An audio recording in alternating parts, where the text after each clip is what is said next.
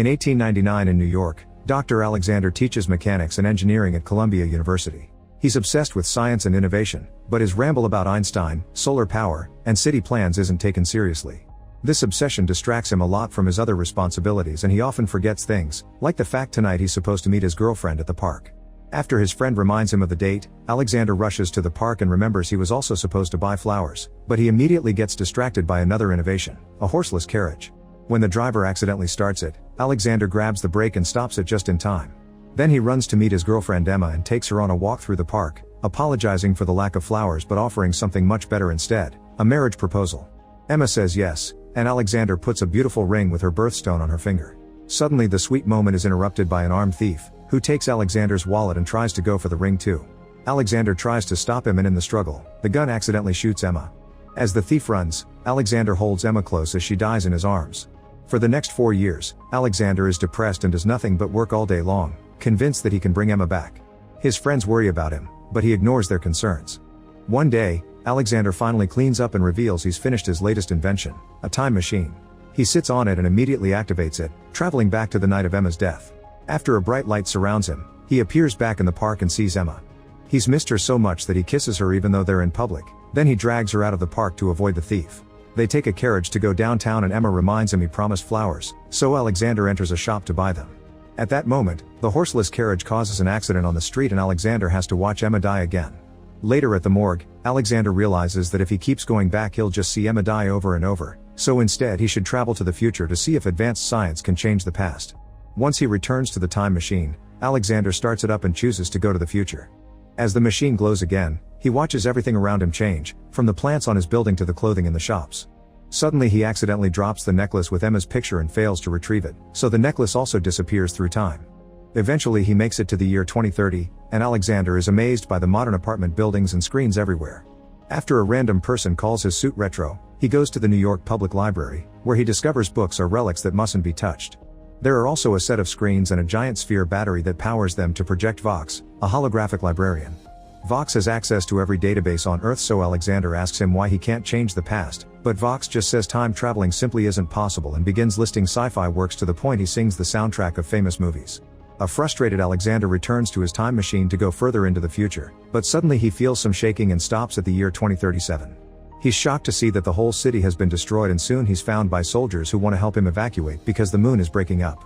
Alexander looks up to confirm this disturbing claim, but at that moment something explodes and the ground starts cracking, giving him the chance to return to the machine. Unfortunately, an earthquake hits the machine and he falls unconscious, so the time trip keeps going for thousands of years. Earth changes around Alexander, going through dozens of different climates and environments that include a whole new ice age. Eventually Alexander wakes up and stops the machine to discover he's ended up in the year 800-2701 before he faints again. Sometime later, Alexander is dreaming about Emma while a mysterious person takes care of his wounds. When he finally wakes up, he sees a child called Kaylin watching him, but Alexander can't understand the language he speaks. Kaylin runs away and Alexander follows him, only to discover he's in a village built on a canyon. Then Kaylin yells a few words and all the villagers come to check on him, but the only one that can speak English is Mara, the woman that had been taking care of him and Kaylin's sister. The villagers wonder if they should throw Alexander into the river, so he tries to explain he comes from the past, but Mara translates it into Alexander being a wandering idiot that hit his head. Suddenly they hear a horn announcing it's time for bed, so Alexander goes with Mara and Kaylin to stay the night with them. He also shares some stories with Kaylin about the big city and gifts him his pocket watch. After Kaylin falls asleep, Mara explains that their parents are dead. Then Alexander takes a look outside and sees the broken moon, thinking he's come too far.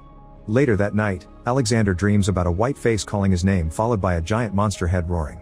He wakes up quite startled and discovers Kaylin is also having a nightmare while repeating the word Morlock. Mara quickly calms him down and notices that the pocket watch is missing.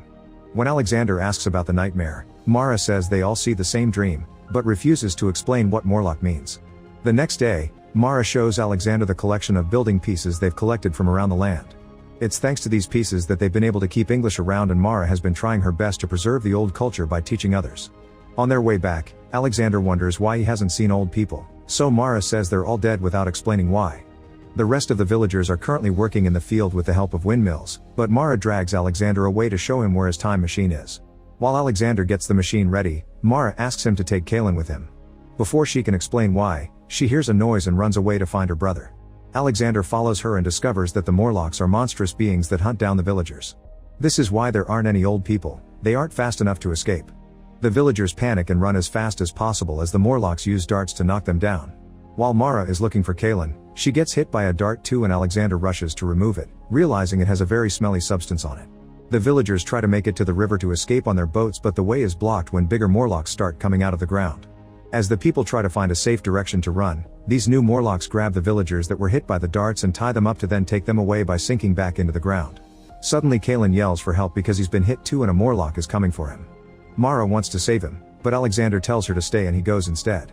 He pushes the Morlock down just in time, and while Kaylin runs, Alexander gets the creature with a tool then starts running in the opposite direction. The Morlock chases after Alexander, and when it jumps, Alexander dodges it, which causes the monster to roll into the jungle. Then Alexander climbs one of the windmills, and when the Morlock comes back and grabs his legs, Alexander kicks it until it falls. However, the Morlock doesn't give up and quickly climbs the windmill until it reaches Alexander at the top, causing them to struggle against each other until they fall together to the ground.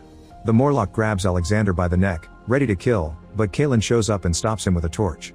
At that moment they hear Mara screaming, so the Morlock sinks back into the ground while Alexander and Kaylin run back only to discover Mara is being taken away. Alexander rushes to dig into the sand to find the hole to no avail. Upset and frustrated, he asks the villagers why they don't fight back, and one of them explains this is just how their world works, those who fight back are simply taken first. Then Alexander asks Kaylin where people are taken, but the child answers they aren't supposed to talk about the place where the ghosts are. Later in the evening, Kaylin sneaks out of the village to take Alexander to that place, which turns out to be an old underground cave. Alexander is shocked to discover these are the ruins of the New York Library, and while the books are crumbling into ashes, the battery is still intact. This allows Vox to appear again, and he even remembers Alexander. He explains that humans have evolved into two different species, the villagers that live above and the Morlocks that live underground. Vox once met a villager who managed to escape. Apparently this guy came from the jungle in the east and Alexander only has to follow the breathing to find it. Kaylin and Alexander immediately take off and follow the breathing sound through the jungle until they find the giant head from their dreams, which is supposed to keep people away. Alexander tells Kaylin to return to the village and light a fire, that way he can find the way back after rescuing Mara. Before leaving, Kaylin tells him the watch is missing. Then Alexander enters the statue's mouth only to suddenly slip and fall, saving himself at the last second. He holds tightly while a bunch of bats flies very close to him, then he slowly climbs down until he finds some machinery that indicates he's on the right path. Suddenly Alexander sees a few Morlocks walking by, so he hides behind a wall and sneaks around carefully until he finds the whole group working together. Alexander goes down an empty corridor and finds a pile of villager clothes that includes Mara's necklace, but he also sees a bunch of disturbing tools. As he walks back in shock, he accidentally falls into a pit filled with skeletons that confirm his suspicions. The Morlocks hunt the villagers for food. At that moment a Morlock finds him and immediately locks him away. In this new room, Alexander finds Mara in a cage, but she seems to be unresponsive. When Alexander turns around, he sees a strange pale man known as the Uber Morlock, the leader of his race and the pale face for the dreams. He explains that after the moon fell, Earth couldn't sustain humans anymore. Some people managed to survive above, but the rest escaped underground. They spent so many centuries down there that when they tried to come out again, the sun hurt them, so in the end they bred themselves into different castes. Some of them have good eyes and ears, and others have big muscles. The Uber Morlock belongs to the caste that expanded the cerebral abilities, so he's able to see and control others' thoughts. He controls the other Morlocks so they won't overconsume and exhaust the food supply, and controls the villagers to use them as food. Sometimes he also controls their women to use them as breeding vessels, which is his plan for Mara. A furious Alexander says it's a corruption of every natural law, but Uber Morlock points out natural evolution did this and the unnatural thing is actually time travel. Then he grabs Alexander by his neck and sees into his mind before letting him go into a mental image of what he could have had. Alexander finds himself in his original home, surrounded by successful inventions and his wife Emma with a couple of kids. However, the illusion quickly goes away and Uber Morlock explains why the past can't be changed. Alexander built the time machine because Emma died, so if she lives, then the machine isn't made and Alexander can't use it to go save her in the first place. At that moment Uber Morlock makes the machine appear and tells Alexander to go since he has his answer. Alexander sits in the machine, but before leaving, he asks Uber Morlock for the missing watch. When the guy comes closer to give it to him, Alexander grabs him, activates the machine, and starts fighting him. Alexander's hits aren't strong enough to hurt a strong creature like Uber Morlock, but at least he manages to disarm him when Uber Morlock reveals a knife. Then Alexander is grabbed by the neck again, so he hits the machine to make it lose steam, which hits Uber Morlock on the face and makes him fall. At the last second, Uber Morlock grabs Alexander's neck, but Alexander makes the machine go faster into the future and the hanging monster ages at a great speed until he's nothing but ashes. When Alexander finally stops the machine, he's billions of years in the future and discovers the Morlocks have ended all life on Earth. However, he doesn't give up. He goes back and saves Mara from the cage, then he connects the time machine to the watch and activates it, blinding the Morlocks that are coming for them. Alexander and Mara lock the door behind them and run away until they make it to the main room, where Alexander is hit by a dart. Mara knocks down the attacking Morlock, but the noise alerts the other ones, who start chasing them by following the smell of the dart. The duo runs fast through the corridor and Alexander throws his jacket away to distract the Morlocks with the smell while they start climbing out of the cave. At that moment, the pocket watch causes the machine to malfunction and it suddenly explodes, killing every Morlock in the cave. The duo is saved just in time by the villagers brought by Kalen, and together they move away right before the giant head also explodes, sending a damaging wave through all the tunnels. Alexander isn't sad to have lost the machine because he's found a new home here, and he gets together with Mara. Sometime later, Alexander brings Vox out of the cave so he can educate the village kids, then he takes Mara and Kalen to see the spot where his house used to be. At the same time in the present, Alexander's friends are a bit worried that he's been missing for a week, but at the same time they're glad if it means he's finally found happiness. Make sure to subscribe and turn on notifications so you can watch more videos like this. Thanks for watching.